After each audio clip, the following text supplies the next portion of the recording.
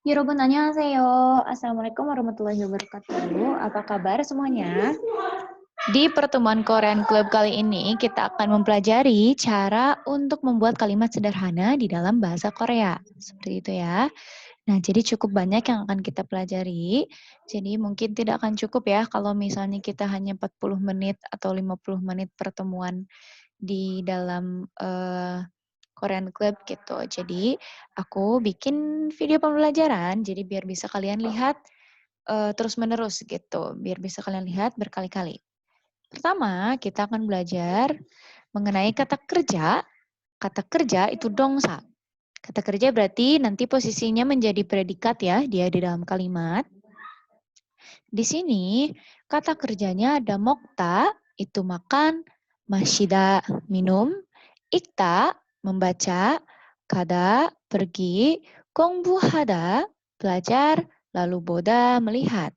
Nah, semua ini berakhiran da ya, jadi dia ini masih bentuk kamus, masih bentuk dasar, jadi belum bisa digunakan di dalam kalimat langsung. Jadi nggak bisa langsung di dalam kalimat jonen mokta misalnya, aku makan jonen mokta misalnya, nggak bisa gitu ya. Jadi nanti kita harus memakai akhiran kalimat. Akhiran kalimatnya akan kita pelajari di bagian tata bahasa nanti ya. Jadi ini adalah dongsa atau kata kerja gitu. Nanti dia posisinya menjadi predikat di dalam kalimat bahasa Korea kayak gitu. Lalu selanjutnya kita akan mempelajari kata benda. Kata benda di sini dia akan menjadi objek. Objeknya itu nanti di dalam kalimat bahasa Korea dia ada di tengah ya, berbeda dengan bahasa Indonesia kayak gitu. Nah, ini kata benda dia akan menjadi objek. Nah, ada apa saja? Ada uyu, itu susu. Lalu ada pap, itu nasi. Lalu ada cek, itu buku. Ada shinmun, koran. Lalu ada yongha, itu film. Selanjutnya ada pang, jadi dibacanya pang ya. Pang, itu roti. Kayak gitu. Jadi semua kata benda ini nanti posisinya akan menjadi objek. Seperti itu. Lalu, nah kita masuk ke bagian tata bahasa. Jadi untuk menandakan subjek itu memakai i atau ga gitu ya. Nah, jadi tata bahasa ini digunakan untuk menandakan subjek. Nah, bagaimana cara memakainya di dalam kalimat? Jika huruf akhirnya berakhiran konsonan, dia memakai i. Contoh, Jaehyun. Jaehyun ini dia namanya Jaehyun, akhirannya niun, n, berarti konsonan, berarti dia memakai i. Jaehyuni, kayak gitu. Nah, sedangkan, nih sorry ya, belum aku edit. Ini bukan Teong, Make ya harusnya. Teman-temannya. Make. Nah, sedangkan Make dia itu adalah apa tuh namanya? Vokal ya. Dia akhirannya e. Jadi bukan makei, tapi makega. Dia pakai ga karena berakhiran vokal. Jadi kesimpulannya, tata bahasa iga ini untuk menandakan subjek di dalam kalimat bahasa Korea. Lalu, jika huruf akhirnya adalah konsonan, dia memakai i. Contoh, Jaehyun이.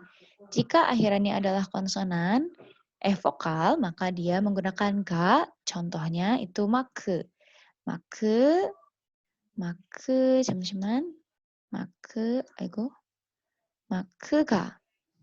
마크가. Gitu ya. 마크가. Kayak gitu. Jadi ini untuk subjek ya. Subjek ini boleh kata benda gitu ya, kata benda, boleh orang gitu ya. Jadi orang juga termasuk kata benda. Gitu. Ini buat subjek.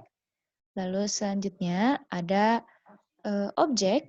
Tata bahasa rel, dia ini untuk menandakan objek. Nah, ini juga sama kayak iga ya. Jadi dipisah pemakaiannya, nggak bisa dipakai dua-duanya. Itu untuk yang berakhiran konsonan. Contoh, pang, roti. Itu kan konsonan. Jadi dia memakai pangel. Kayak gitu. Lalu selanjutnya, jika dia berakhiran vokal, maka dia memakai rel. Uyu. akhirannya yu, yaitu vokal, jadi uyu를. Uyu를 vokal. Kayak gitu ya. Uyu itu susu, uyu itu karena dia akhirannya vokal, dia memakai rel. Uyu를, kayak gitu. Jadi kesimpulannya, rel, tata bahasa ini adalah untuk menandakan atau menunjukkan objek di dalam suatu kalimat. Jika dia berakhiran konsonan, maka memakai lalu jika dia berakhiran vokal, maka dia memakai rel, kayak gitu ya. Oke, selanjutnya ada tata bahasa untuk predikat. Kalau predikat ini dari kata kerja berarti ya. Nah, ini tata bahasanya itu ada 비읍습니다. Jadi 비읍습니다 cara memakainya juga sama kayak tadi iga, gitu ya. Jadi nggak bisa dipakai semuanya, itu tergantung huruf akhirnya. Kita lihat. Jika huruf akhirnya itu adalah vokal, itu memakai biop nida langsung.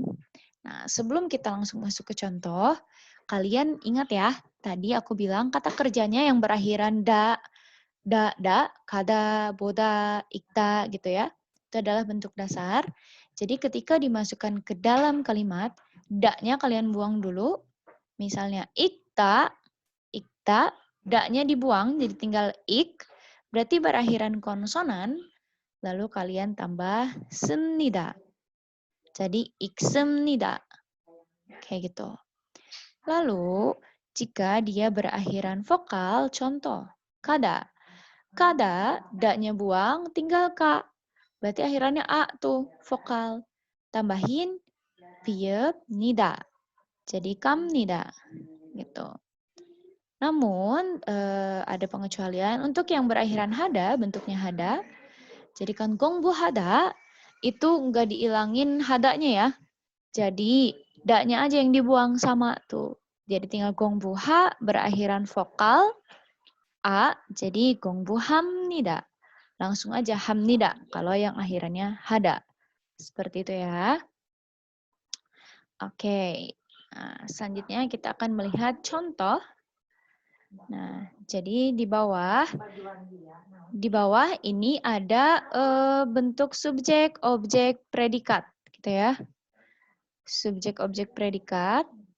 Jadi tata bahasa bentuk kalimat bahasa Korea itu subjek, objek, predikat. Kalau kita kan subjek, predikat, objek ya. Jadi mereka kebalik, predikatnya ada di akhir. Kayak gitu. Jadi 차은우가, nah yang warna oranye itu subjek ya. Dia memakai ga karena u itu adalah vokal. 차은우가 빵을, nya itu berarti dia adalah objek. 빵을 먹습니다. Yang warna merah itu predikat. 먹습니다. Seperti itu ya. Jadi 차은우 memakan roti gitu. 차은우가 빵을 먹습니다. Yang oranye itu subjek memakai ga. Yang hijau itu dia objek memakai karena pang itu berakhiran konsonan.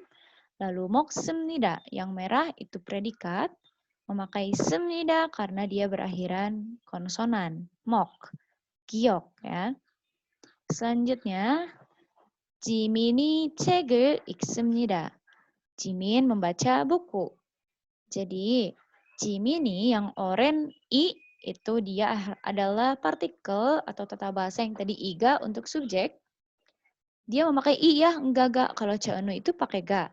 Kalau Jimin pakai i karena Jimin itu berakhiran huruf n, nian, konsonan. Jadi Jimini.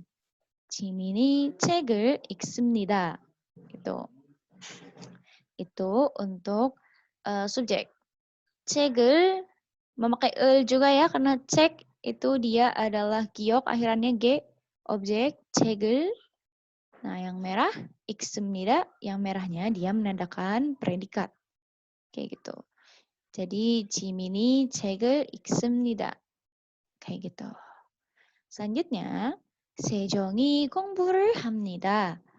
Nah, kalau misalnya 공부합니다 kayak gini, jadi bisa ya sebenarnya di dalam satu kalimat tidak membutuhkan objek, karena kalau belajar, Sejong belajar. Itu sudah kalimat lengkap ya.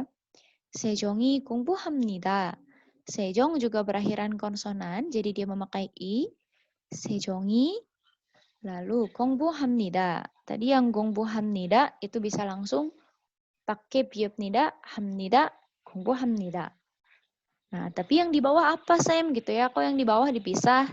Jadi memang kosakata kata kerja yang dia itu ada hadanya, banyak ya, gongbuhada, irada, iyagihada, untonghada, itu bisa dipisah. Si hada dan kata sebelumnya. Gongbuhada bisa dipisah jadi gongbu dan hada. Gongbunya bisa menjadi objek gitu. Sejongi. Sejongnya itu adalah orang, i partikel subjek.